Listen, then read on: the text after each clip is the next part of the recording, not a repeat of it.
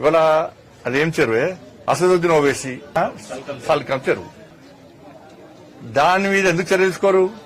దానికి ఏం చేస్తారంటే ఒక ఆఫీసర్ అంటాడు నెక్స్ట్ అకాడమిక్ ఇయర్ లో యాక్షన్ తీసుకుంటారా.